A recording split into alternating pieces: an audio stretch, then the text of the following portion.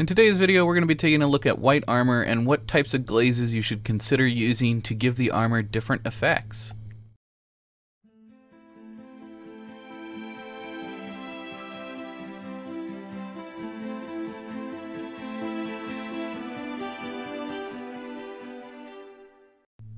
Hey guys, I just want to start out this video by explaining what this week's video is because it is not a tutorial. I know that the little intro kind of makes it seem like a tutorial. This is more or less me kind of diving into color theory. These are things that I have always known, but putting it into white armor really makes it apparent. And really what this week's video is about is making sure that you understand that the tonations that go underneath light colored armor like whites and yellows really play through. So this is a color theory video. I understand that this is not for everyone, and I am perfectly accepting of the fact that you guys may not want to watch this, which is why I wanted to put this warning here up front. Now, it is a short video. I would really appreciate it if you guys would try and watch it, as I feel it will help some of you. I know I may not have done the best job of explaining color theory in this video simply because I am not a teacher, but I do my best, and I hope that you guys will enjoy this week's video anyway and will take something away from it. So thank you guys so much for all the support, and on with the video. So this is basically how I paint my white armor. Now, we're not going to go super into detail, as I've done a social media post about how I do this. It's pretty simple. First, you're going to take a white spray paint that you're going to use for priming, and then you're going to use a similar color to white scar, and you can either dry brush that on in a circular buffing pattern, which will get all of the white into the places it needs to, or you can just use an airbrush like I did. Now, going forward from our video, I'm going to be using a mixture of colors. I'm going to be using Agrax Earthshade and Nuln Oil on one of them to give a dark brown, and then on the other one, I am going to be using a teal blue color, and we're going to completely coat the miniatures. Now, with the teal blue, mine's a bit aggressive. I should have watered it down to be more of a wash, but it'll still get the point across. Now, I assembled these Space Marines about a few years ago before I really realized how Space Marines were supposed to go together, which is why the bumpy shoulder is on the wrong shoulder pauldron, and etc, etc. That's also why one of the guys has a Dark Angel jump pack. So I apologize, but they'll do for the purposes of today's video.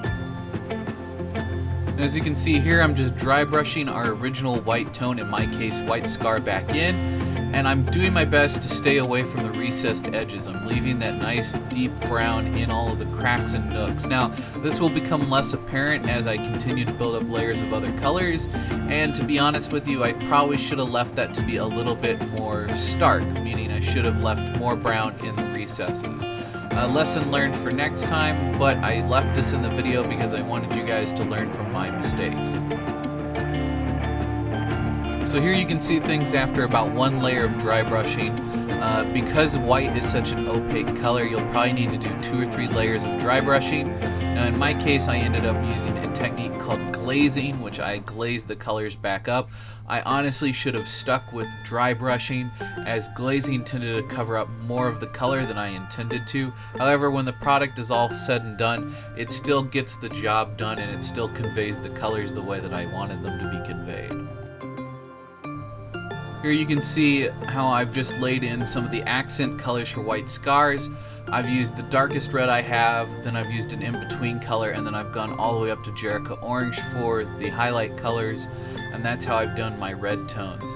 And as you can see here, with the armor that was based in the blue tone or the teal tone, it's a lot cooler to the feel. The overall armor has a lot cooler of a touch, whereas the Agrax Earthshade and Nuln Oil has a much darker to the touch, more warm feeling. It's important to understand this because if you're going to base an entire army on snow bases, you don't want to go the Agrax Earthshade route. Whereas if you want to base them in more natural tones like earth, you want to go the Agrax Earthshade route and stay away from the teal blue colors. That's really all I wanted to teach with today's video. I wanted to make sure that everybody was well aware of these things because these are things you can do early on in your paint schemes, and they make a huge difference in the late game. As you can see, these guys ended up getting quite a lot of weathering put on them, little nicks and scratches and things like that. And there's a lot of different techniques that can be used to achieve these, and we're going to be doing a video that is a bit more on the nose about that later. But I just wanted to get this video out there and put it out there. As you can see now that everything is based up, there is definitely a distinct feeling between the warm colors and the cool colors. And once again, I should have been a bit more forgiving when I came to my dry brushing, and I should have left a little bit more brown and a little bit more teal in those recesses. But again, that's a lesson well learned. Hopefully very soon I'll be getting out that OSL, meaning Object Source Lighting tutorial that I promised a while back. I've had to put things on hold with that because certain paints that I typically use for that type of lighting effect were not available until recently. As always, I hope you guys have enjoyed this video. There's a great way you can support this channel by sharing it around. It's a really wonderful way to help boost our numbers. Thank you guys so much for all the love and support, and as always, I hope your display case is always full and your pile of shame never runs empty.